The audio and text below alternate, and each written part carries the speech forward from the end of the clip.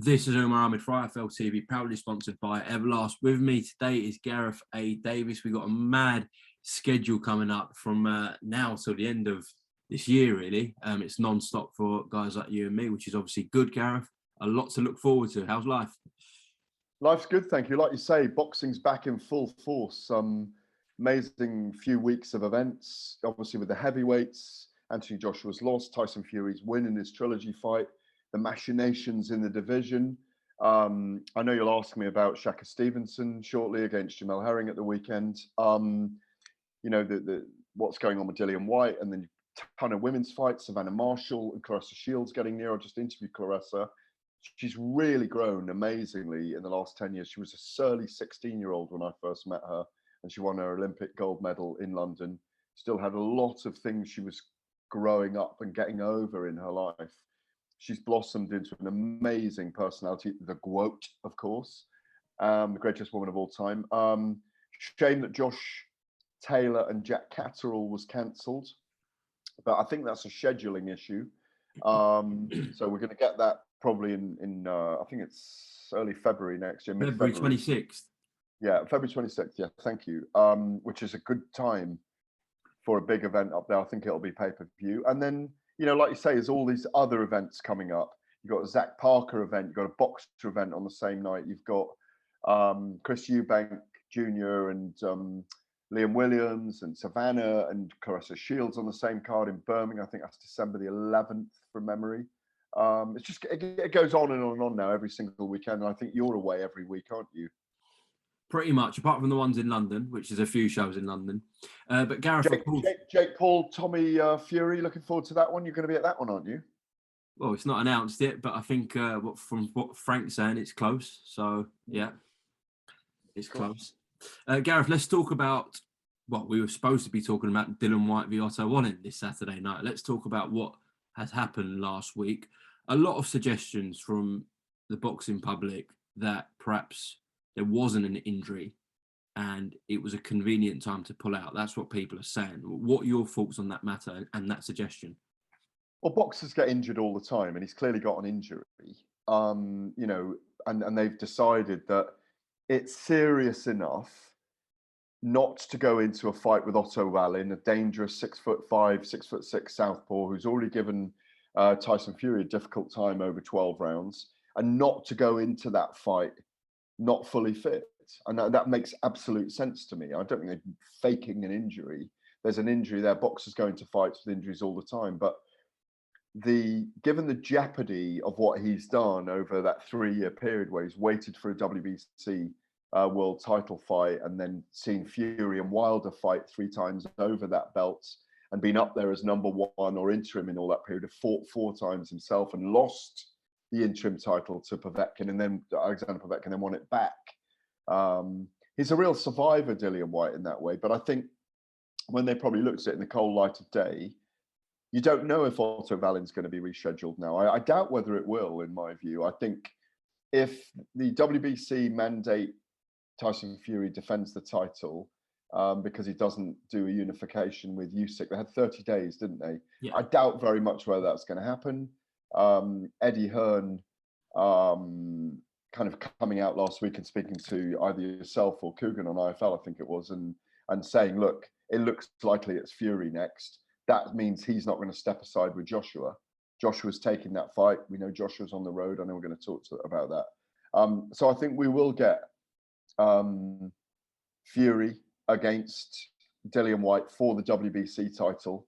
Probably sometime in April in a stadium in the UK. I don't know if it's a Wembley Stadium or a Principality Stadium, but it's certainly a really big fight. And if they generate a few press conferences, those two, you know, they really know how to sell a fight together. So it could end up as a very, very big fight in the first third of next year. It's a really good fight as well, by the way, in my view. Is there anything to imply that the WBC might make Tyson Fury a franchise champion? That's a very good question. I'm sure they would. If he wanted to step aside for a while and not fight, it would not surprise me in the slightest if they put him as a franchise, left him on the shelf, let him saunter around for a while, you know. Did some WWE. do some WWE, yeah, make a few appearances in America, head back to home in Henderson, his second home, his home from home in Henderson, Nevada. Yeah, it wouldn't surprise me. I hadn't actually thought about that. And that's what he will be able to do if he doesn't want to fight Whyte. And if he doesn't want to fight Whyte, and that does, pass in that way, we'll see Whyte fight for the title against someone else. It might be Otto. No, Otto Wallin's not in the top 15, No. is he? So he can't. But it will be someone else, and that's fine. It could be a Wilder. I know Wilder won't be ready. Wilder won't be ready till the summer. I'm going to check, actually. You carry on, but I'm going to check the rankings.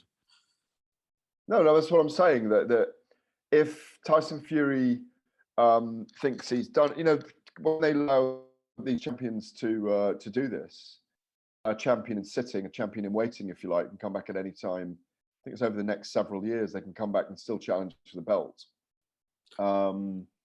He might just wait out till that's all played out. We'll get spitting blood and bullets from the other side, I'm sure, if that happens. But you're looking at those. Yeah. Throw the top 5 at me at the moment. Then who is it? Okay, so of course you got Dillian Whyte as interim champion and about to be called as mandatory. Not mandatory, but about to be called as mandatory. Wilder #1 challenger. Wilder, Andy Ruiz Jr., Joe Joyce, Luis Ortiz. Wow. That's why Tyson Fury mentioned Joe Joyce the other day as a potential opponent, as one of the most difficult opponents, and it might have chastened the minds of Dillian Whyte and his team when they heard that as well.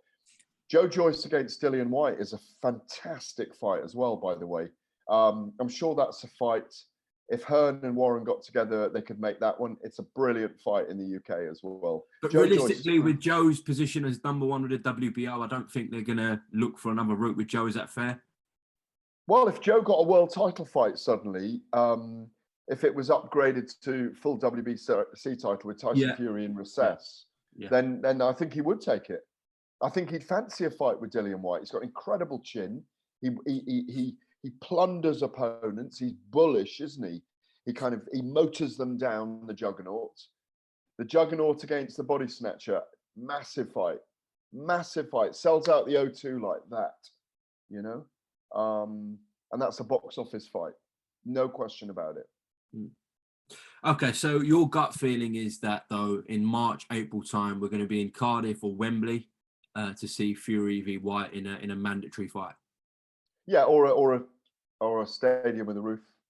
Does Tottenham have the roof?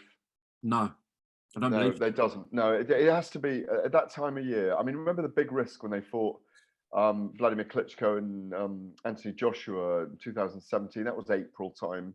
They took, I think it might have been April 30th. They took a big risk doing it in April. It could have hosed down that night. In fact, it was a balmy evening. But there's always a risk just having that tent over the ring area because, in a big stadium like that. So I would have thought it was a stadium with a roof. Unless they do push it back to the start of summer, because I know Fury does really want to box at Old Trafford. Yeah, that would be amazing. Absolutely amazing. But they're going to have to sell it as well. Sell it to the mainstream, in that sense. Remember, Fury hasn't fought here for, was it 5 fights, 6 fights? So Pianetta was the last fight in Belfast. Yeah, exactly. Yeah, it was. Yeah, that was a funny night. It was, but it's all down to the willingness of Tyson Fury to want to do it. And we haven't heard a lot from him other than saying to Deontay Wilder that happy birthday and I hope you're well and all that kind of stuff. Those two will end up, I think, being good friends in the long term. I've seen it too many. So look at Ben and Eubank, Chris Eubank and Nigel Benn at the moment on tour, both saying, I can't believe how much we're getting on. Of course they are.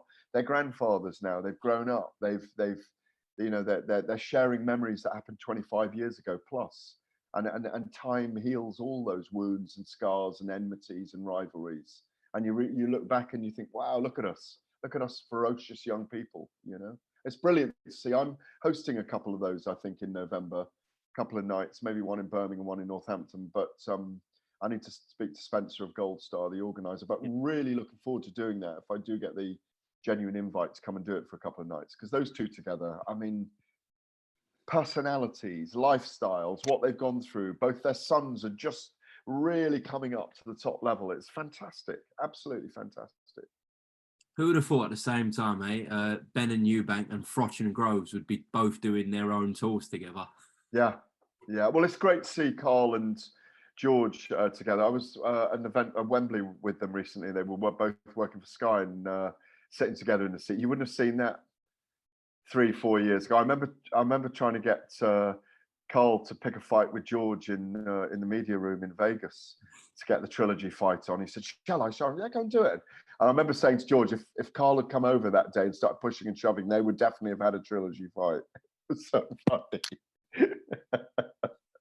Gareth, I'm sure you discussed this on Talk Sport the other night when you did your show with Adam Cattrall about Anthony Joshua going around different gyms and visiting different trainers in the United States. Your thoughts? Very sensible. Absolutely Anthony Joshua to the core. I remember when he turned pro in 2013 or whatever, early 2013, and had been asking a lot of people, media people included, over what they thought he should do next. Should he go to the Commonwealth Games and try and win gold as well after Olympic super heavyweight gold? He likes to ask people's opinions. He's done the right thing going over to America. Ronnie Shields, Eddie Reynoso, Robert Garcia and Virgil Hunter, huge swathe of knowledge between those four characters, being around, in the boxing world, probably, 200 years between them all. So very wise move. I'm sure he's picking up information on what they thought about his performance and what he should do differently. Wouldn't surprise me if he'd got in there and done some moves with them. But I don't think there's anything there yet to suggest that he's decided on a split with Rob McCracken, who he's been with since 2010. There's nothing official, and I don't think he should split Umar. I don't think he should split with Rob McCracken. Just get the advice of everyone else. Pay for consultancy if you need it, but a wholesale change like this before arguably the most important fight of his career and one of the most important fights for the heavyweight division. Because if he wins, I'm taking nothing away from Alexander Usyk, by the way. This is probably slightly British bias from me, but if he wins, we get these mega fights. Yeah, we still get the Wilder mega fight. We still get the Whyte mega fight, and we really get the Fury Joshua mega fight. So, yeah, I take the advice. Go back to Rob McCracken, talk through it. He's been with him such a long time. He managed him at one time, remember, as well. So I don't think he will leave that scaffolding yet. He may do, but I think it's wise to stick with Rob McCracken, but not have too many voices in the corner. Okay. And just a recap on this weekend's events, where we saw Shakur Stevenson become a two-weight world champion, and also both fighters, reports coming out that they're cleared in excess of $1.5 million each, which is brilliant to hear for the sport of boxing. Are we looking at the face of boxing, the future of boxing in Shakur Stevenson? Could well be. Still very young. What is he, 17-0 now or something? And two world titles, phenomenal. 2 world titles, incredible boxer, showed all his range of skills last night. And I think it helped him. He'd been in the gym with Jamel. He's got that X-ray vision. He sees openings, doors opening that other people see doors bolted. His punch angles, his perfection in and out. You have to call it a clinic on Saturday night. It was poise and perfection from him. And I think he really showed, even though Jamel is like 10, 12 years older, and I always thought Shakur would win the fight, by the way, convincingly on points. He had the spike to finish as well. He had the kind of tenaciousness to want to finish his opponent, someone he knows and loves and likes, as we saw afterwards. Oscar Valdez fight for me. I think Valdez is WBC from memory. So do that unification, step up to lightweight and have some of those super fights. To him and Teofimo Lopez, what a fight that would be. Him and Tank Davis, what a fight that would be. Him and Ryan Garcia, what a fight that would be. Devin Haney. It's the world's his oyster, and I think he's not going to be the tallest lightweight.